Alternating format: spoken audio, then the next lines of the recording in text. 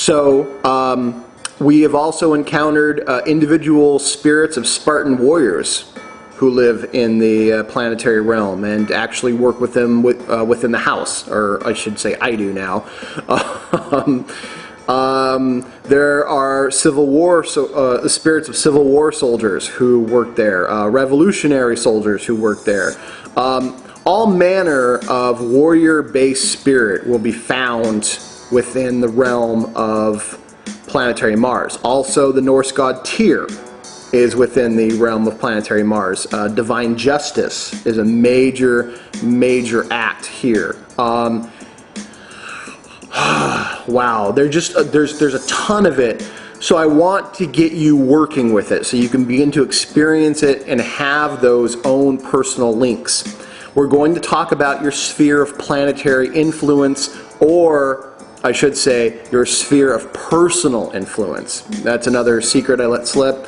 You yourself have your own planetary-esque sphere, which is called the sphere of personal influence. I'm not going to get into why that's a planetary just yet. Just know that it is. Your sphere of personal influence is basically your aura.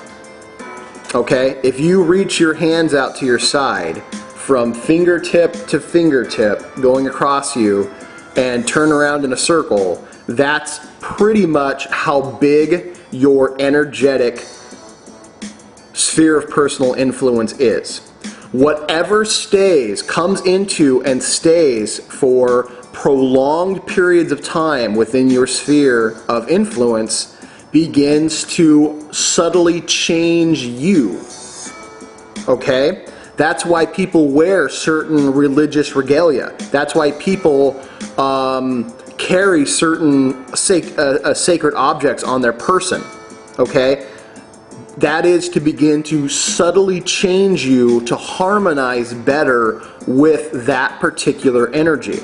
So whatever comes into your sphere of influence and stays there for longer than about 3 days, you are beginning to be subtly changed by the vibration of that object. Okay? The people who you spend the most time around begin to subtly change you. Birds of a feather, okay? Right? You find like-minded people, or you get introduced to a brand new group, and a month later, people are like, wow, you've changed. You know, they subtly change you. You also can have profound effect upon a group of people if your sphere of personal influence is very strong. You can, that's why, unfortunately, certain cult leaders have extremely high charismatic personalities and are able to exert so much control over a group of weaker-minded individuals. Their sphere of influence literally just supercharges the other people around them and takes over, okay? Me being a daily practicing, long-term magician, I find that I go into areas and people, for whatever reason, naturally give me over to the leadership role. Or I find myself in the role of counselor. I find myself in the role of something that people are like, he knows what he's doing, let's talk to him. I'm not a big fan of being in that role. I like people to have their own free will, and I like people to figure things out for themselves. So I'm not one that usually likes to be telling people what to do, but when I have to do, I'm fair, I'm strong, I'm compassionate, okay? Things that you will need to learn to be, because as you're working with these spheres, you are also increasing your own potency of your personal sphere of influence, and you will begin to be seen as a leader or someone who knows something, and someone who's, I don't know, important or has power. Because when you work with these type of energies, people subtly begin to figure something out. They know that you're in league with something that they don't understand. And sometimes that's frightening, and sometimes it's very alluring to them. So you also need to be very careful.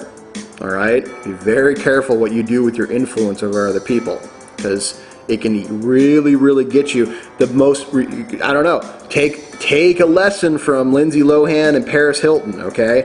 Those girls are wildly popular, or Britney Spears, okay? Wildly popular women, who the public turned on in a second, okay?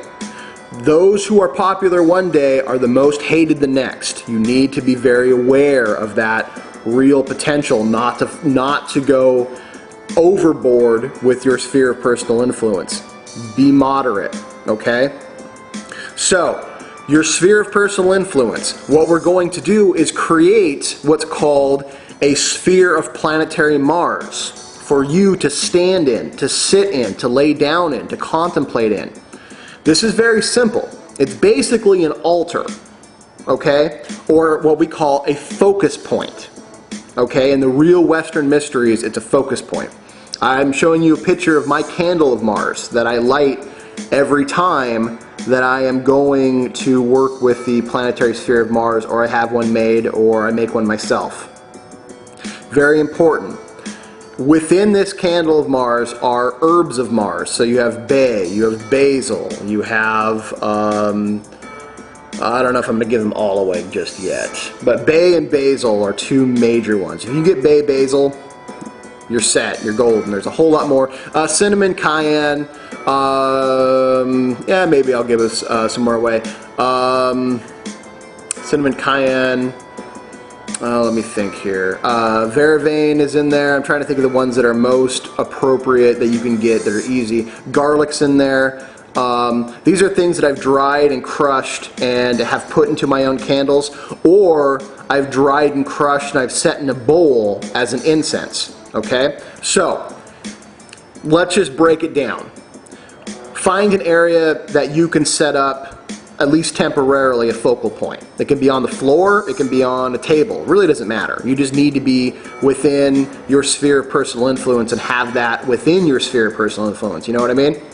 Have it close to your aura. So you want to be either standing. I actually lay down a large red cloth. Okay, so I can stand in it. All right. I bring in my sword of power.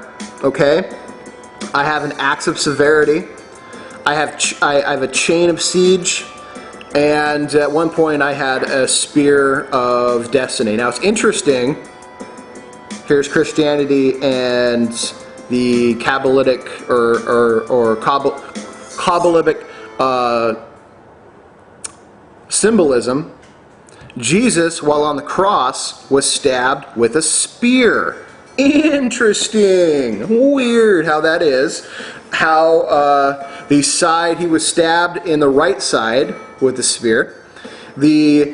On the tree of life, the heart of the Christ Center lies between the sphere of Mars and the sphere of Jupiter. The sphere of Mars pierces, wounds, does the wounding of the sphere of the Sun or sphere of the Christ Center. How funny is it then that Jesus on his crucifixion was stabbed in the right side by a Roman soldier. Rome is a major part of Mars. It is all symbolic. The story of Jesus didn't happen. The metaphor of Jesus is the most powerful thing perhaps the world has ever seen in regards to Tiphereth. In fact, one of the opening prayers is Angel of Geburah, great soldier of Mars, strike if it must be so, but make me stronger so that I may become worthy of the influence of Tiphereth, worthy to be a Christ. Interesting. Very interesting. This is why I don't read the Bible, folks. So, alright, I'm going to get back to it. Find an area, find a red cloth that you can put on a table, or a red cloth you can put down on the ground and stand on, okay?